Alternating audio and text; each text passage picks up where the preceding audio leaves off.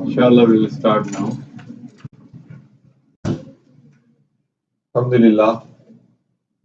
Countless gratitude to Allah, the Lord of all the creations, that He has bestowed upon us this opportunity and ability to spend this time in His remembrance. Innumerable peace and blessings be upon our beloved Prophet Hazrat Muhammad Mustafa Ahmad Mujtaba Sallallahu Alaihi Wasallam, because of whom Allah's mercy is upon us. Dear and respected audience, Allah says in Quran, A'udhu billahi minash shaitanir rajeem, Bismillahir Rahmanir Rahim, Alladhina ataynahumul kitaba yatluna haqqa tilawatihi, ulaika yu'minuna bihi, wa man yakfur bihi fa ulaika humul khasirun. Sadaqallahu Azim. And those to whom we gave the book, and they read it the way it is supposed to be read.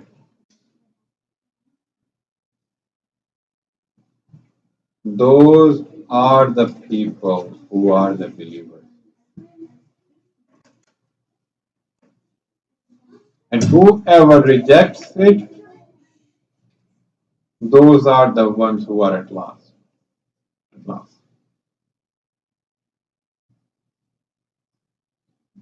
Everybody knows how the Jews in Medina and the Christians and the infidels of Makkah, all of them, they keep on rejected the message and the messenger, despite having no doubt in their hearts and minds about the fact and the truth of both. The Jews and Christians more so because they had the books that were revealed before Quran. They read Torah, they read Injil, the Bible. They knew all the signs of Rasulullah sallallahu alaihi wasallam. But still, when the time came, they decided to oppose it. And not an ordinary opposition, they tried their best to wipe it out.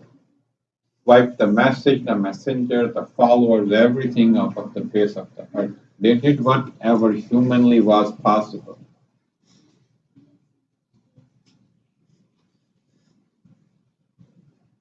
But Allah helped Rasulullah sallallahu alaihi wasallam, Allah helped his companions, the Sahaba, and Allah protected his deen.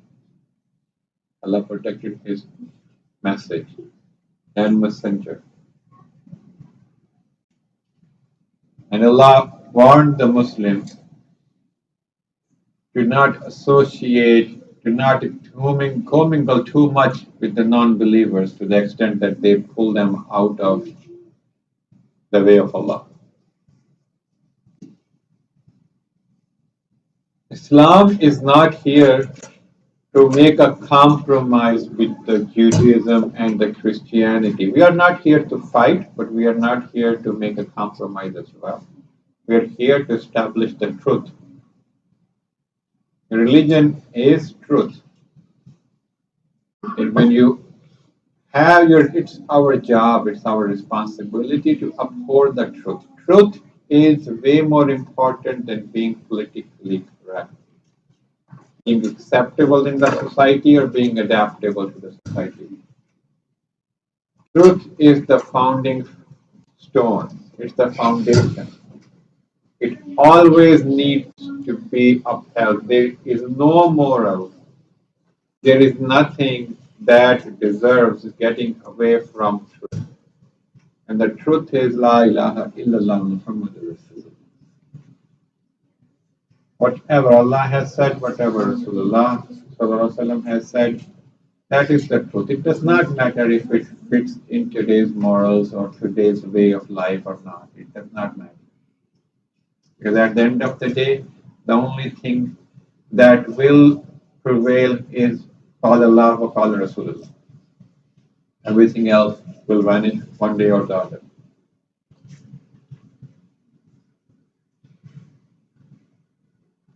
Now, Allah is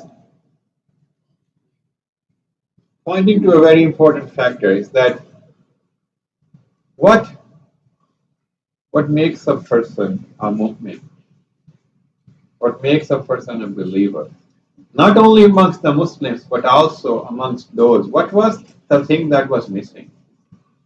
So Allah is saying, Allah is mentioning the ones who were on the right path.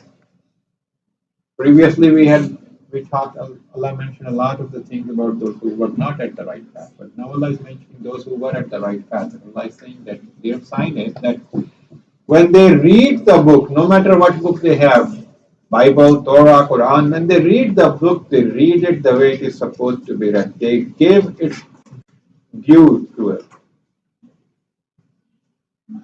So what is the due? How can we or anybody read the book of Allah the way it is supposed to be read? The thing is, we need to read it to get guidance from, to get the light, to change ourselves in the lights of its commandments and its commands. This is what determines if we are going to be amongst those who are going to be giving it its due respect, attention, or not. There were many people who read the book, who knew the book, they knew it is true, but they could not embrace it. Walid bin Mughira, Amr bin Hisham, lots of them. The reason was when it became clear to them, their desire to seek the truth and follow it, it got superseded by other desires that they had, be it the supremacy, be it the upholding the name of their particular clan, anything, whatever it was.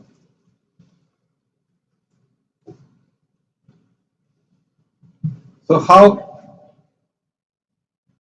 there is a very delicate connection. First of all, when you look at Quran, what is Quran? Quran is the word of Allah, Rabbul Alameen.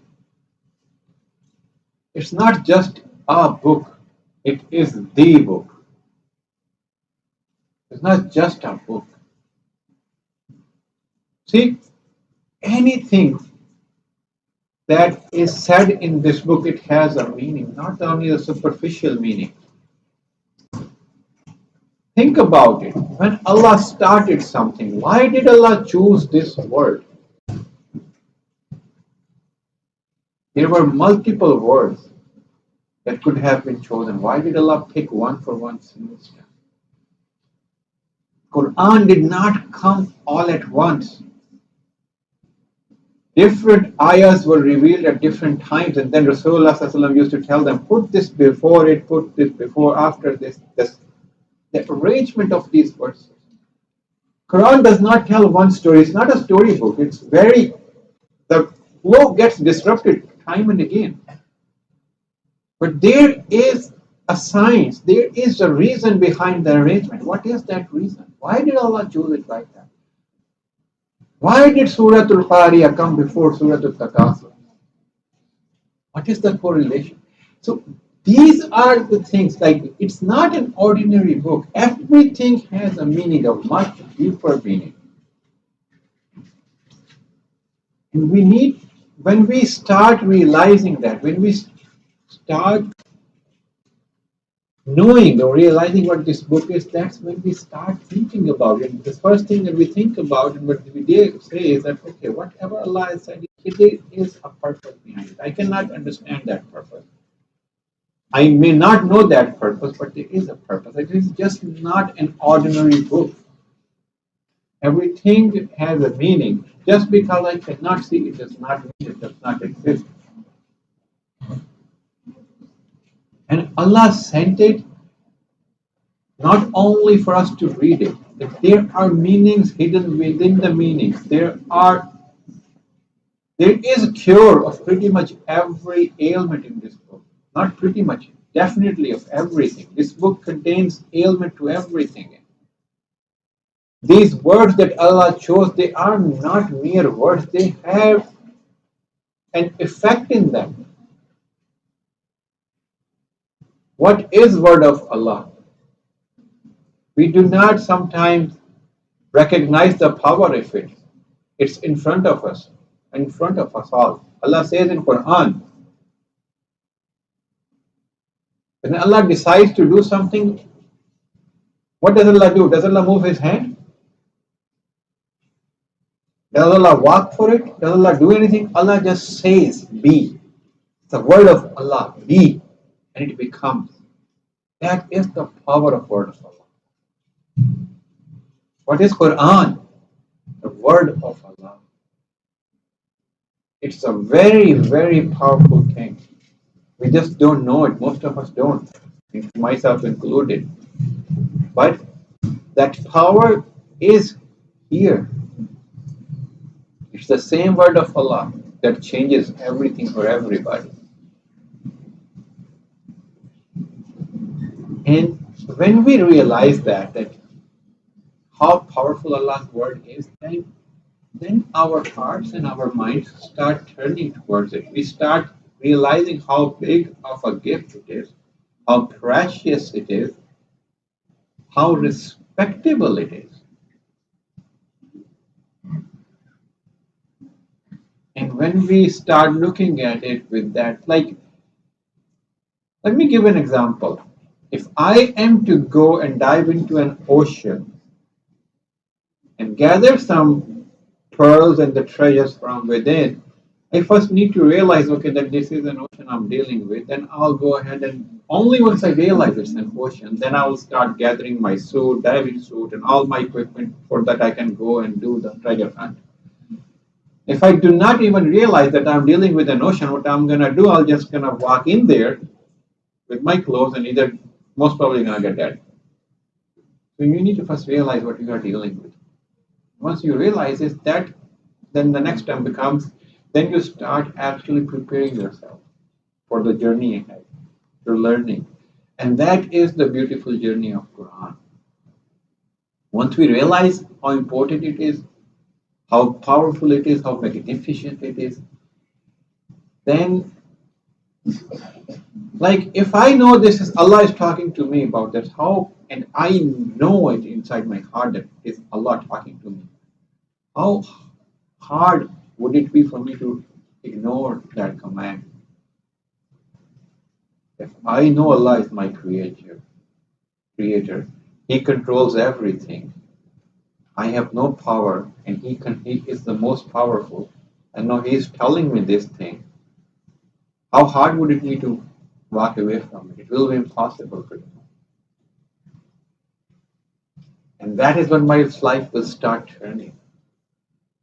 That is when I will start paying attention.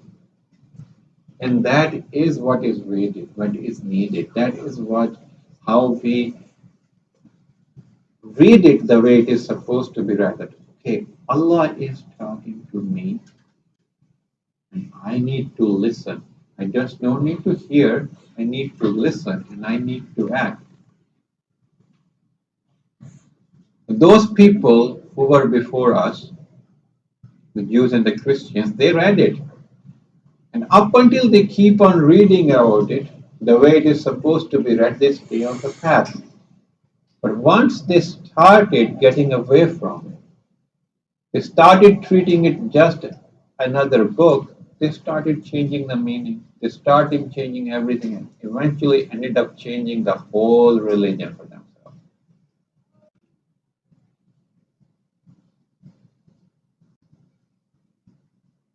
Abdullah ibn Salam, he was a Jew. He read the Torah, but he read it the way it is supposed to be read. So when it came to him, when he knew Rasulullah Sallallahu, when he came to Medina, he saw him and said, okay, that's it. This is what my book tells me. I have to follow him. He did. Many others, they reached the same conclusion, but they did not follow the same path. They said, okay, here's the last messenger, no doubt about it, but we cannot do that. Did not follow him. They chose a different path because they were reading the book just superficially. They were reading the book to get the benefit from the book, not the benefit in terms of guidance. They were reading it so that they could sell it. It was a profession. It was not a duty, it was a profession. And that destroyed them. Najashi, when Rasulullah he ordered the Muslims, the Sahaba, to immigrate to Habasha, Ethiopia. Najashi, it was a title of the king of that area. So the Najashi of the time, he said in the Kufar, actually, Amr bin al-As, at that time, he was not a Muslim. He threw his trump card, he showed his trump card, he said, okay, these people who you are giving a refuge, believe what they say about our God. Ask them what they say about your God. Okay? Because they knew what Quran says. Quran says Isa is Abdullah, he's not the son of Allah. And Christianity was Isa al-Islam still is son of God. Most of them, except for Jehovah's Witnesses, to my knowledge. But anyways, so, and that was a trump card. Now, you were being prosecuted. You ran for refuge in another country. Your prosecutors came back demanding you to be handed over back to you. And then they got rejected once. You have a hope. And now they threw it that, okay, ask them what they say about your God. And you know your religion says that your God, their God is not a God. Imagine, put yourself in the shoes. How important it was to be politically correct at that time. How important it was for those Muslims to save their lives and not be expelled or worse, handed over to those who came asking for them. And what did they do? They had a council and then they said, okay, you know what? We're not going to deviate from the truth. Jafar ibn Abi Talib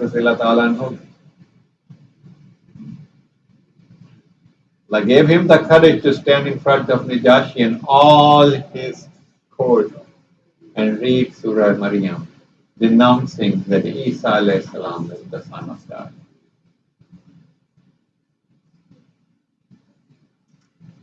It was his courage that Allah gave him. And then there was Najashi and his courtiers who were reading the book with the open heart, the way it is supposed to be read. He started crying and they said, well, this is the same light that we have. And Najashi became a Muslim. Because he was not reading the book. He was not reading the book just to manipulate and keep his kingdom. He was reading the book to seek guidance. A few years later, the same path, the same decision Caesar had to make, ruler of the Rome. He heard it, he knew it, could not take it, could not make that transition, could not do it because he was reading the book, he knew it, but he was too scared to let his empire slip away. He sent the gifts, but he did not receive them, accept the gift himself. He did not become a Muslim. He sent the gift to Rasulullah, a lot of things, but he got deprived.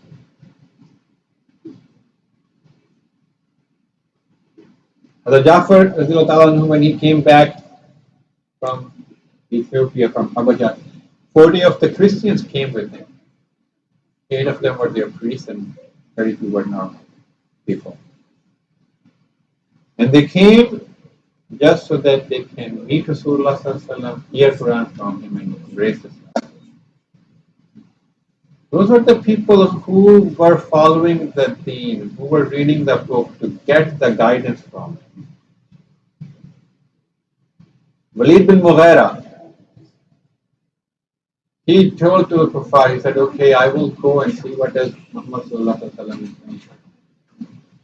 Let me go talk to him. Let me see what he is preaching. He went there, Rasulullah Sallallahu Alaihi Wasallam, he read a few verses of Quran to him. And his color of his face started changing. And when he came back to the same gathering, saying, Abu Jahl, he said, oh, his face is, it's not the face of the same person that left from him. He's changed. And he came and he said, people, leave him alone.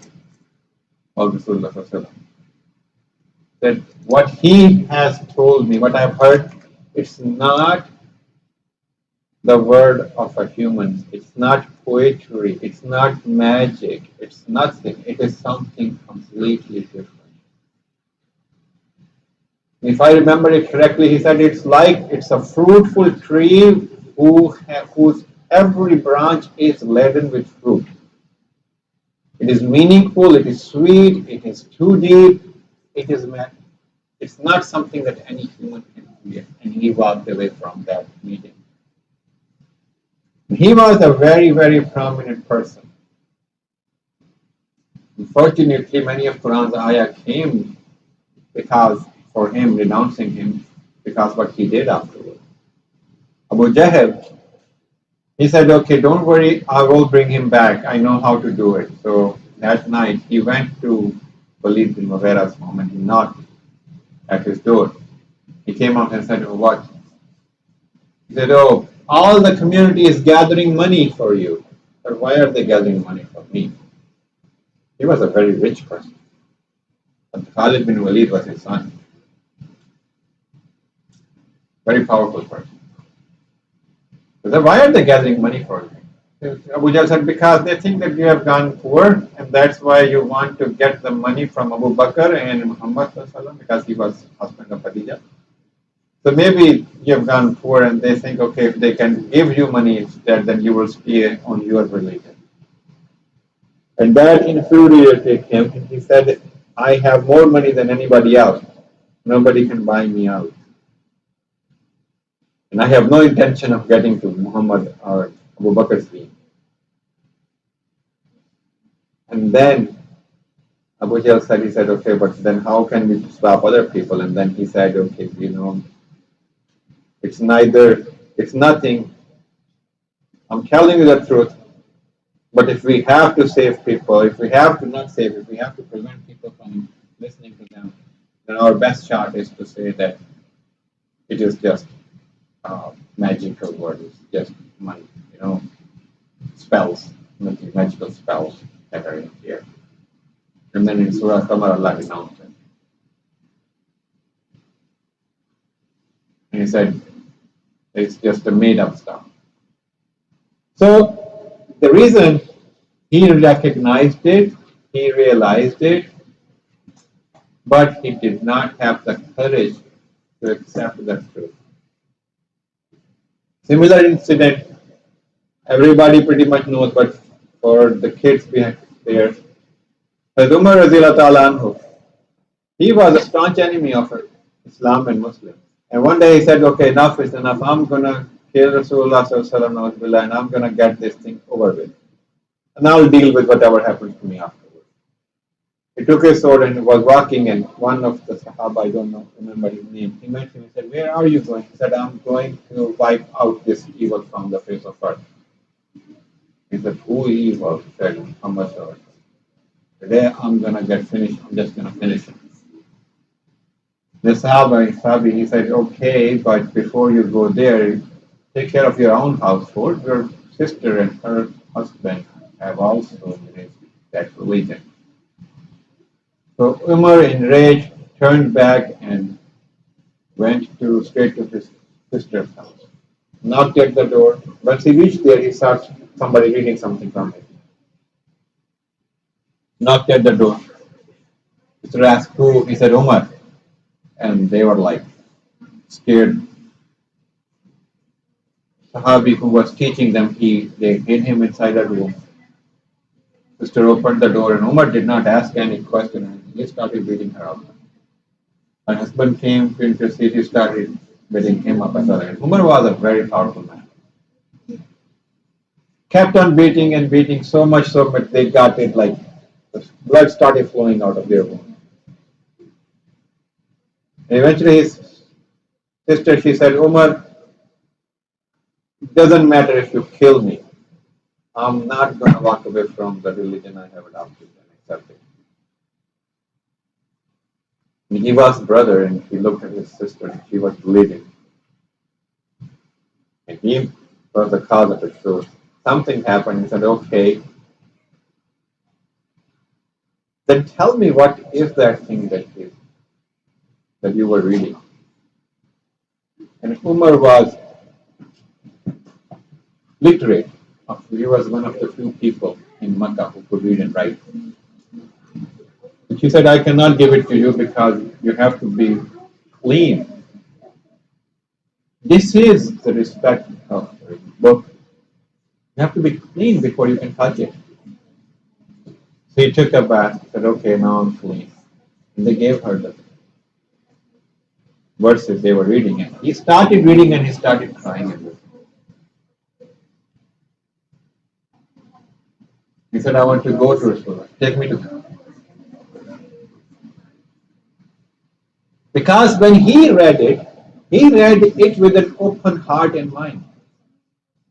And as he kept on reading, Allah gave him the courage to say, "This is the right deen. This is the truth." And when he went there, he knocked at the door. Rasulullah sallallahu alaihi wasallam, he was at the Sahabi's place. And Sahaba were there and he said, "Who is it?" And he said, "Umar." And they all got scared because they knew who Umar is. And Hazrat Hamza, he embraced, I think, Islam a day or two before. He was there as himself. And he said, "Okay, don't worry. If he has come for some good, it's good for him. Otherwise, I'll take care of him." And Hamza was a warrior. He was like best of the best. So Umar came and Umar sat in front of Rasulullah. Rasulullah, he knew what he is there for. So he pulled him towards him. "Hey, oh Umar, be a Muslim." Umar said, "That's what I'm here for." And the Muslims, they did not have the courage to pray openly in Kaaba up until that day. And when Umar became a Muslim, the next thing or the same day, same time, he said, "Ya Rasulullah, if we are on the right path, why are we hiding in our homes and doing namaz, salat?" And then they made two lines. One Hamza was leading, another Umar was leading, and Muslims went to Kaaba and prayed in front of all the Quraysh, and nobody dared to come back to them like that. So the thing is that when he read the book for seeking the truth, his heart got open and he got blessing out. Same is true for us. Hazrat Ali Karamallah Wajh, another example. We all know. Very famous incident when he got an arrow in his foot, could not get out. Rasulullah said, They take it out when Ali is in sujood. He's in prostrating in salah. He took it out, did not even feel it. Because Ali knew where he is. He was in front of his Lord, prostrating in front of him. Nothing else mattered. Everything else just vanished from him, including his own body. Abu Bakr Siddiq, he had a very good voice. So he used to read Quran in the morning, and the people, he had a platform built in his house. He used to sit there and recite Quran. People would gather and listen. That was his way of preaching. So the infidels of Makkah, they got worried about it and they planned the scheme they came up with is to start making loud noise and beating drums and everything so people could not listen to his voice. Because whoever would listen to Quran with an open heart, even if you do not know the meaning of it, it affects you. I once read an incident, Jim Corbett, those of you who don't know him, he made his name by hunting man-eating tigers and leopards and those beasts in India about exactly 100 years ago. Same time period last century. If he was once hunting a tiger, and he said, I was accompanied by a person, a Muslim person. I think it was Jim Corbett, can be Kenneth Henderson, but Jim Corbett, I think it was. But hunting was, and the companion was a Muslim person, and he said, okay, now they are waiting for it, and the other person, he said, we have to entice the beast so it comes. And he said, okay, what do you propose? He said, okay, I will keep on making noises. And the beast will hear me and come to get me. And then you can hunt him. Okay. And then in his own words, he said, the person sat down there. I was up on the tree and he sat under the tree. And he started reciting Quran with a loud voice. He said, I did not know what he was saying, but that thing was impacting me. I felt like I'm melting, or something to that effect. And then eventually the tigers heard it too, and tiger came and hunter saw, and everything went so well the way it is supposed to be. But the point I'm trying to make is, even if you do not understand it, if you have good inside your heart, you read it not to make fun of it, but to understand it, but to realize it, but just to know what it is, it impacts you, no matter who you are, where you are. Quran, as I said, it's the word of Allah. The only way it hides itself from us is when we are not seeking the truth. When we follow the path of the Jews and the Christians, we open the Quran to get something that gives us permission to do what we want to do. Then we just read that, we read it superficially, we go away. We look at the history, it's filled up with the people who had abundant knowledge of deen, if you call it the knowledge. They read, they know the ayahs, their meanings, everything there is to be known superficially. And those people destroyed the religion. Tamerlane. He was not only the Hafiz of Quran, he could read Quran backwards by heart. He had such a great memory. And what is he famous for?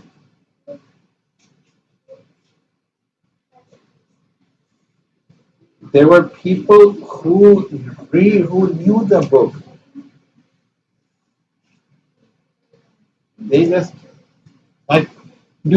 how many of us know, how many of the ulamas who called do we know, who stood in front of a ruler, a king or anybody saying, what you are doing is wrong now.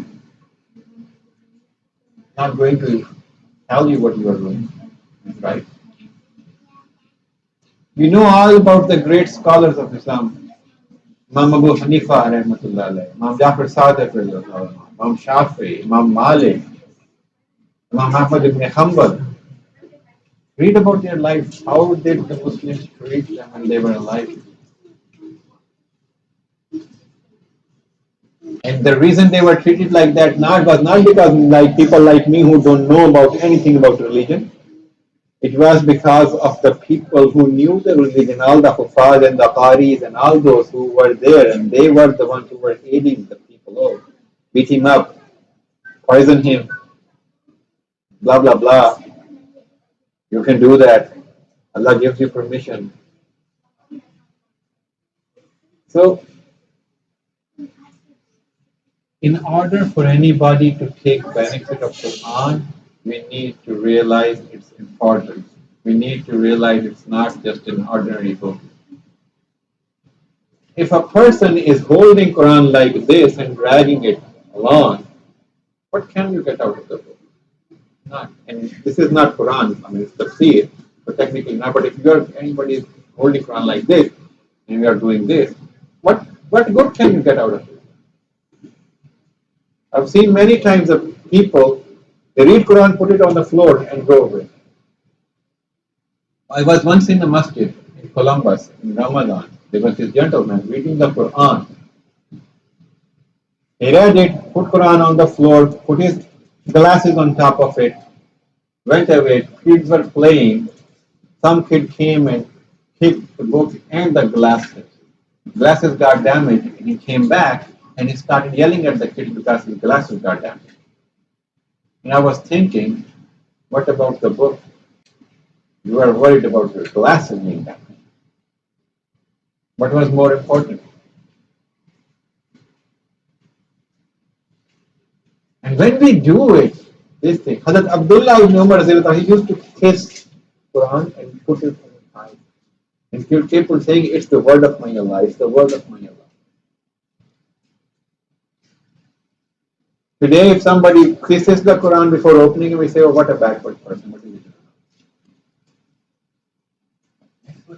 it? It's Kalamullah. It is not an ordinary thing. When we respect the word of Allah, who are we actually respecting? We are respecting Allah. It was a very common thing in our households in the subcontinent that you would not put your feet in the direction where you have put the Quran in the house. Every room, if you have Quran, you would not put your bed so that your bed is facing, your feet are facing towards Quran. That was respect. When you respect Quran, you are not respecting the book, you are respecting the Allah, you are respecting the one whose word it is.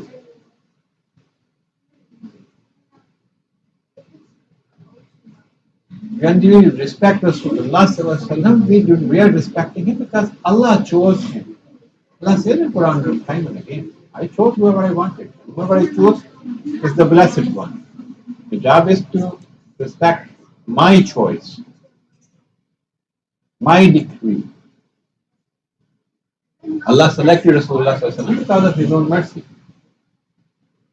He made him whatever he made him. It's not our job to question it. Our job is to respect him. Allah chose Rasulullah to bring the Quran to us.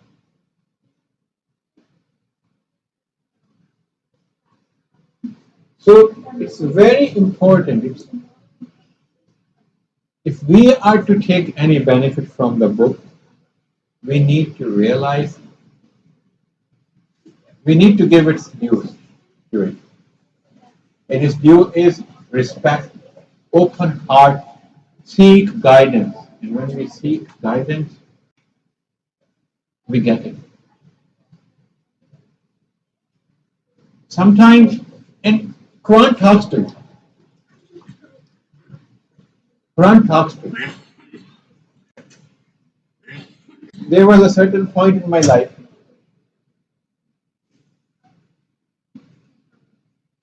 I was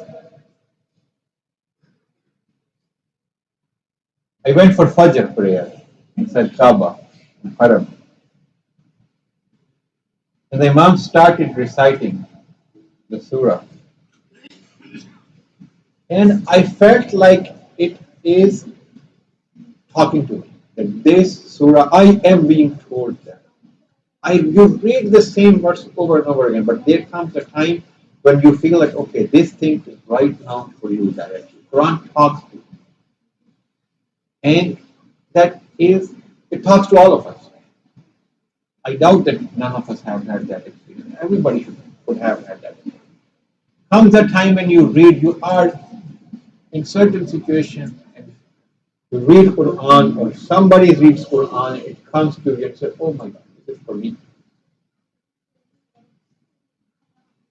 If we open our hearts, Quran comes, and that is the beauty of it.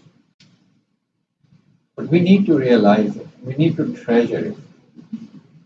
This is the best thing that we have.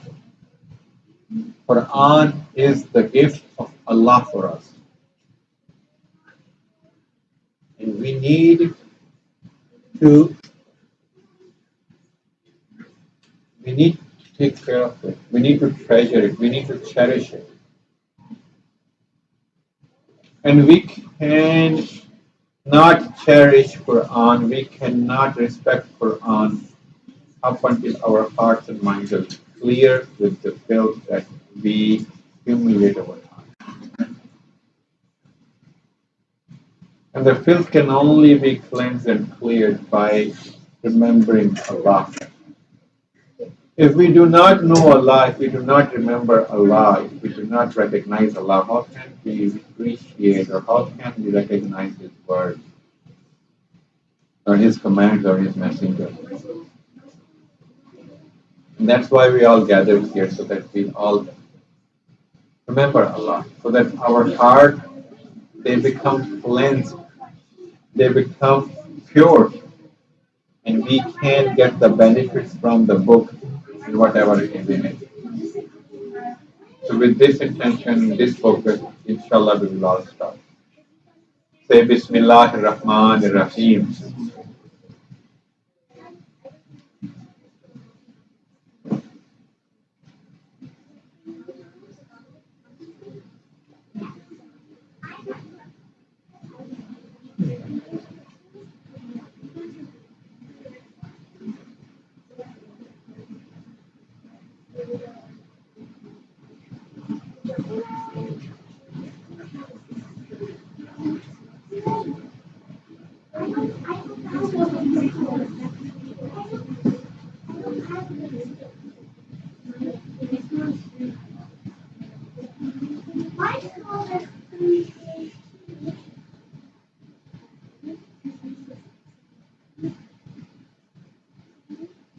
Kalma Tawheed, La ilaha illallah, Muhammad Rasulullah.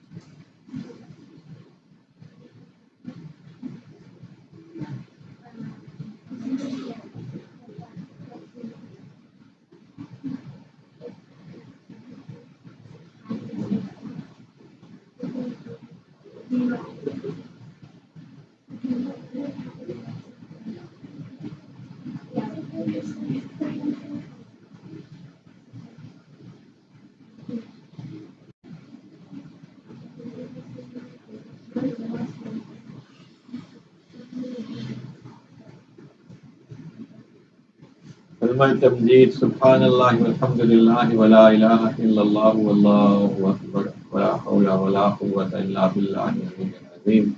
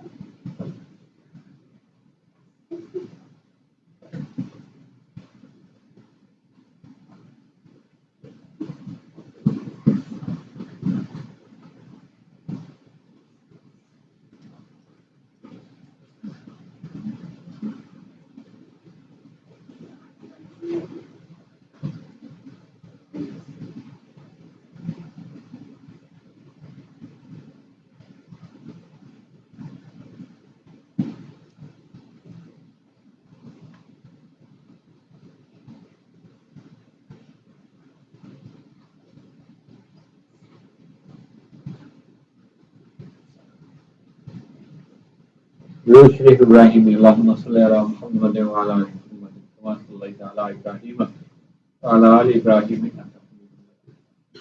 Allahumma barik ala Muhammad wa ala ali Muhammad kama barakta ala Ibrahim wa ala ali Ibrahim innaka Hamidum Majid.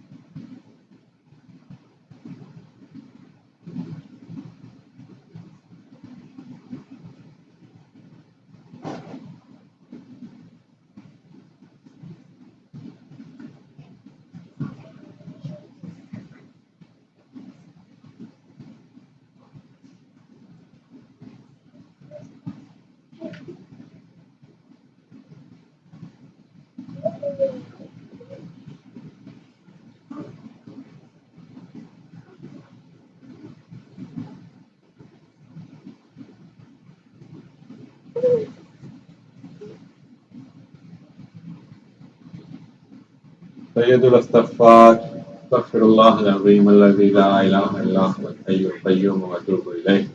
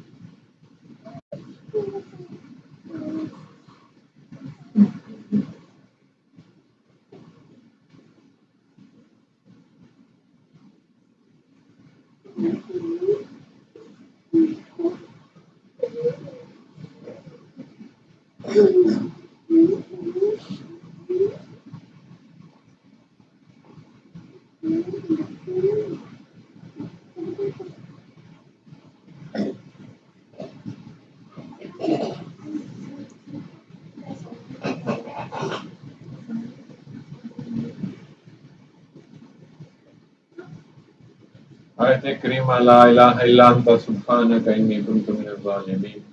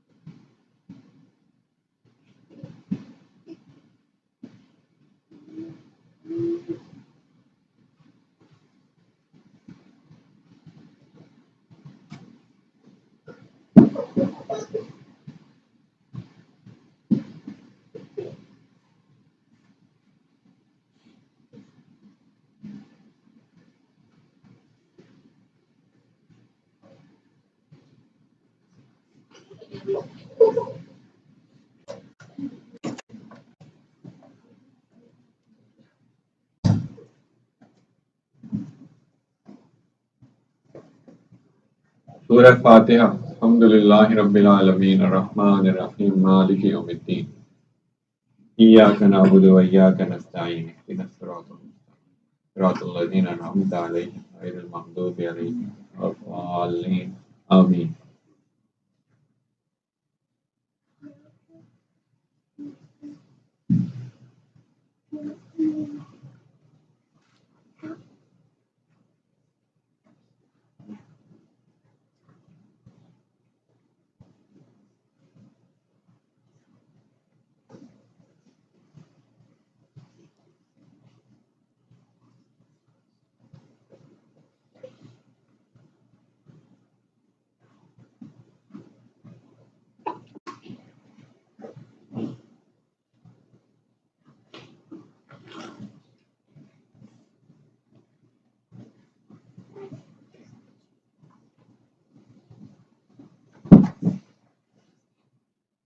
सूरह इखलास। कुल हुवल्लाहु अहद अल्लाहुस Samad lump यलिद व lump यूलद व lump यकुल लहू।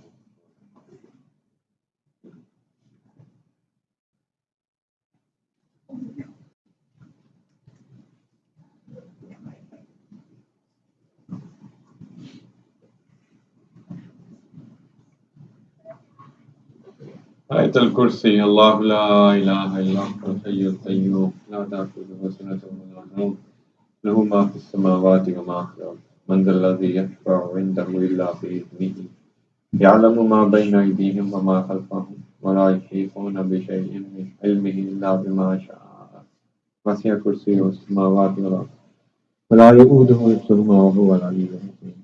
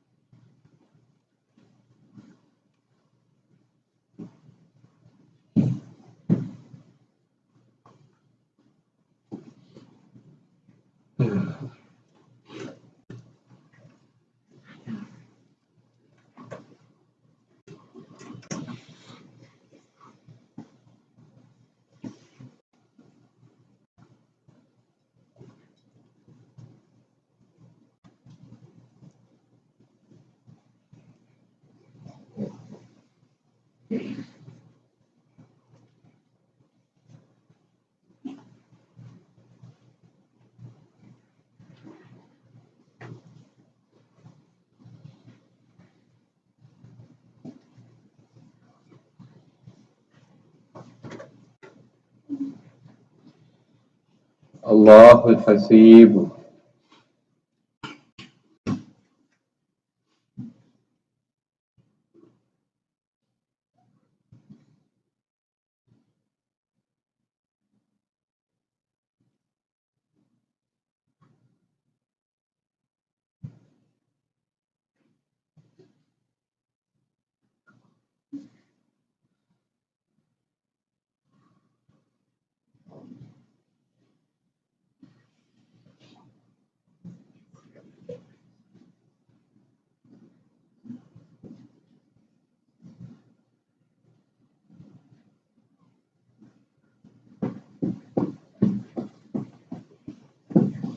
لطيف لطيف.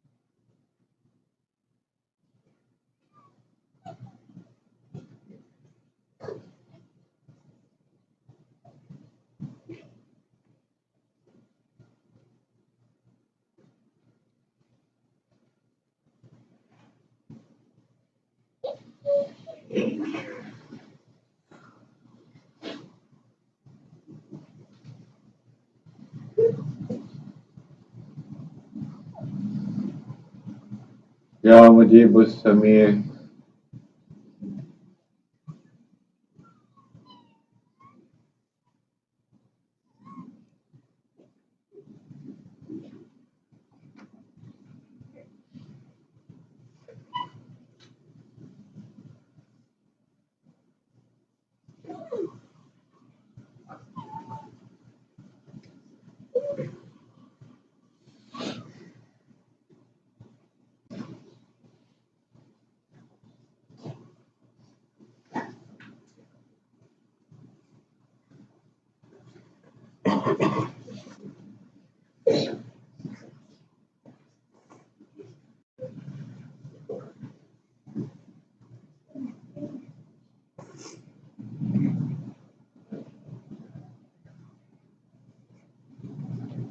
يا وهاب يا وهاب.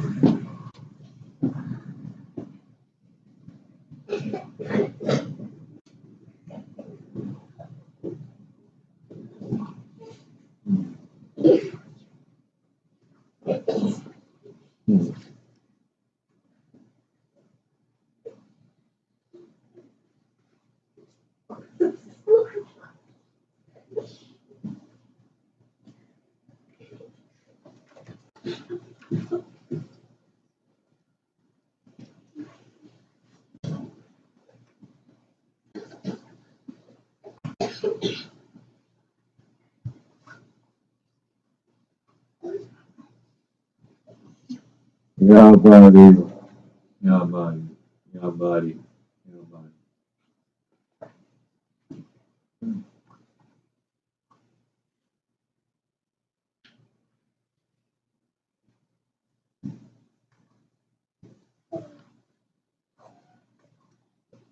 يا قابض يا قابض يا قابض.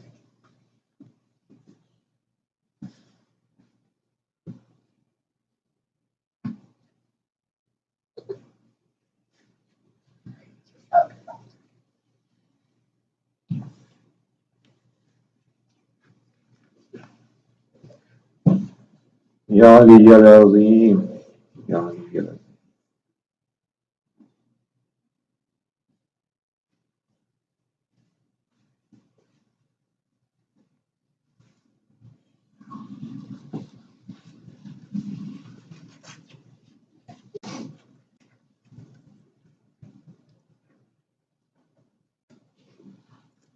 या हय्यू या क़य्यूम, या हय्यू या क़य्यूम, या हय्यू या क़य्यूम।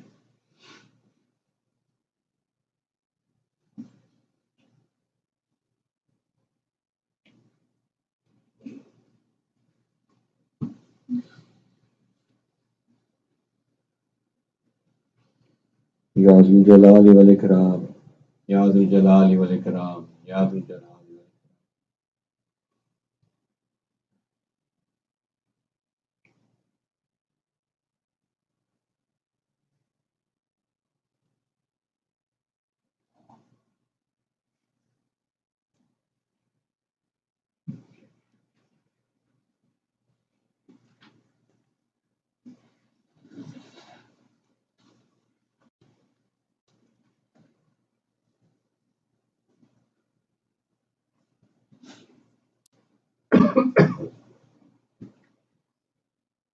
या हन्नानु या मन्नान, या हन्नानु या मन्नान, या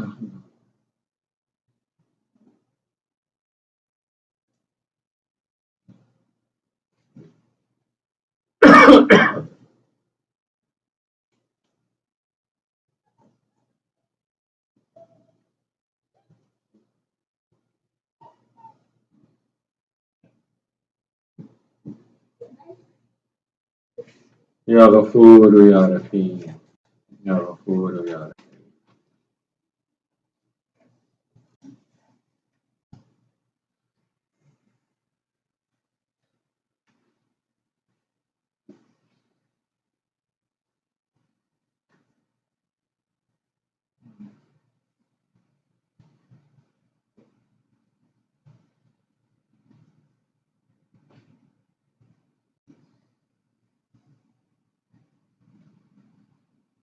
या जव्वादु या करीम, या जव्वादु या करीम।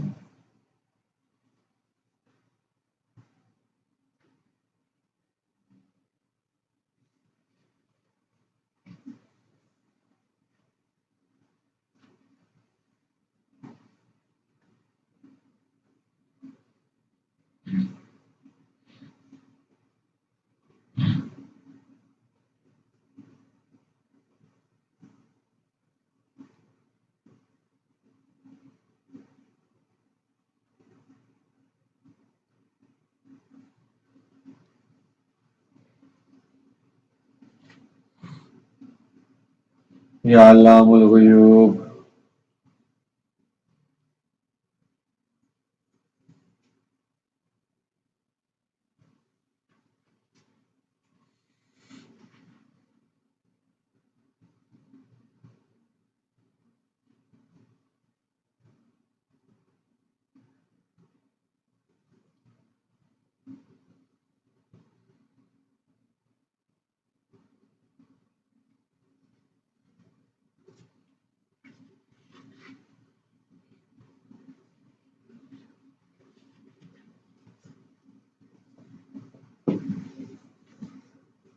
या वदूद या अतूफ, या वदूद या अतूफ।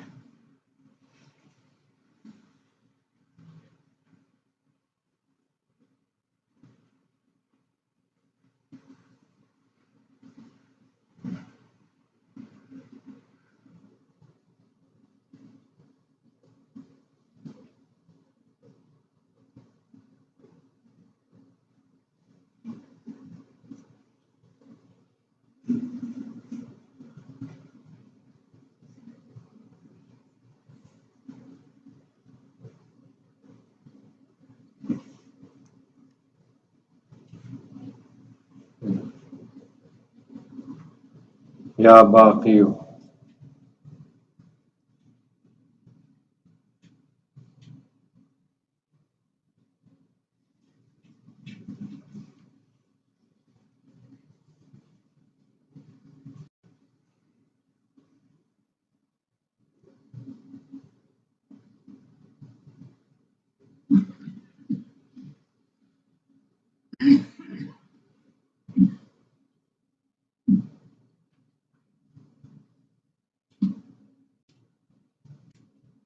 या बासित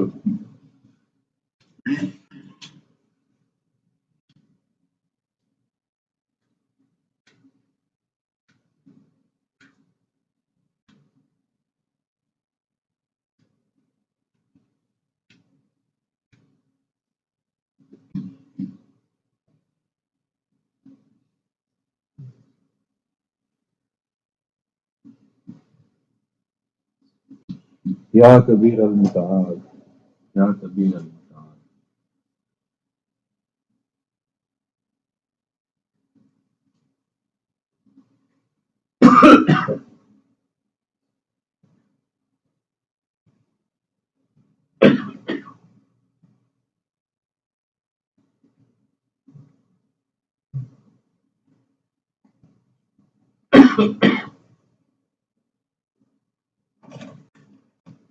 सलामुन कौलन मिन रब्बिर रहीम। सलामुन कौलन मिन सलाम।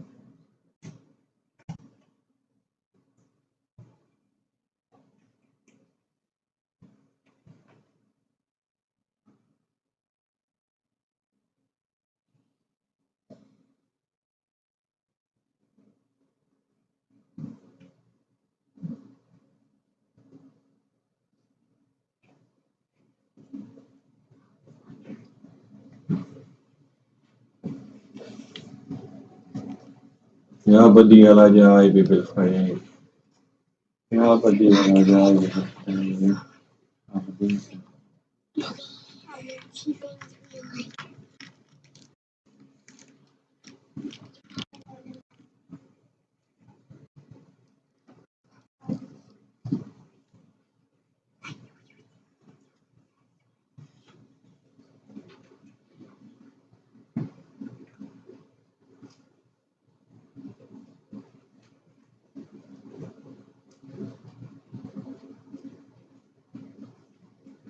या अरहमर राहिमीन।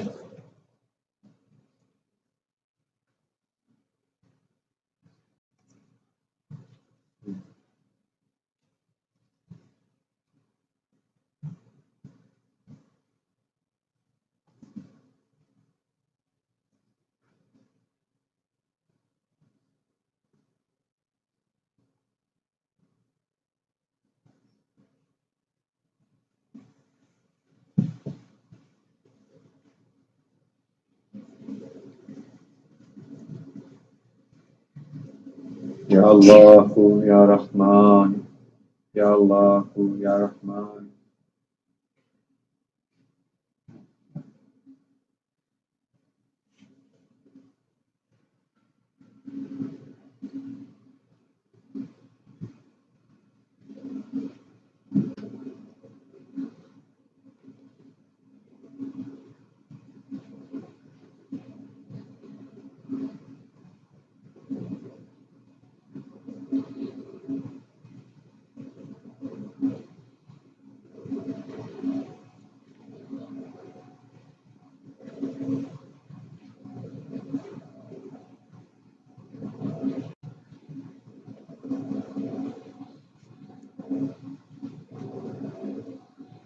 Suratul Khawf. Those of you who do not know this Durud Sharif and cannot read from the screen, please recite whatever Durud you can. This one is Allahumma salli ala Sayyidina Muhammad wa ala alihi wa sallam. Salatan takunu lana amana min kulli khawf.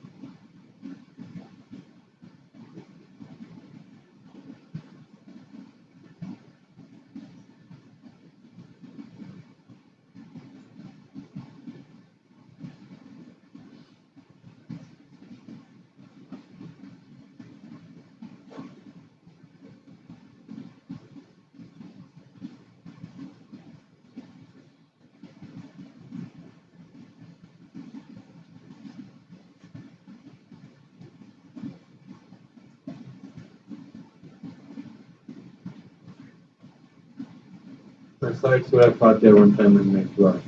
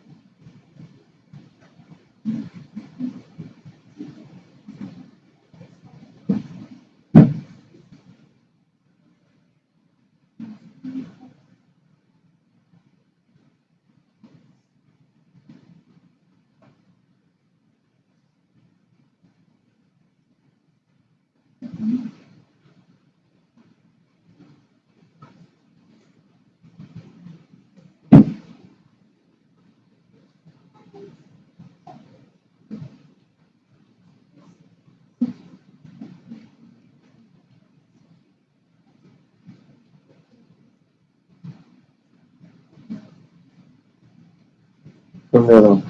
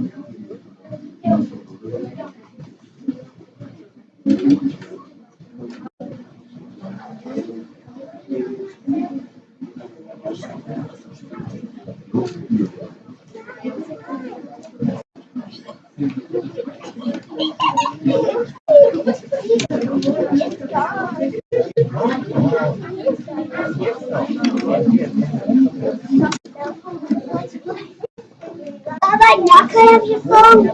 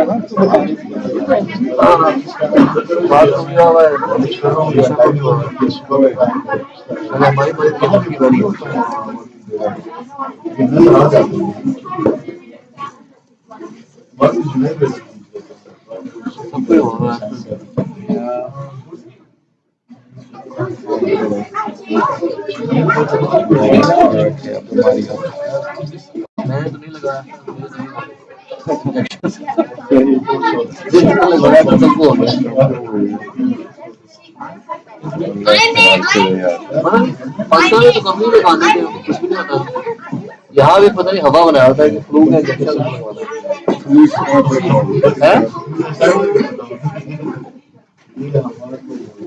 Pakistan में वैसे काफी और जुकाम तो कम भी नहीं शायद है ना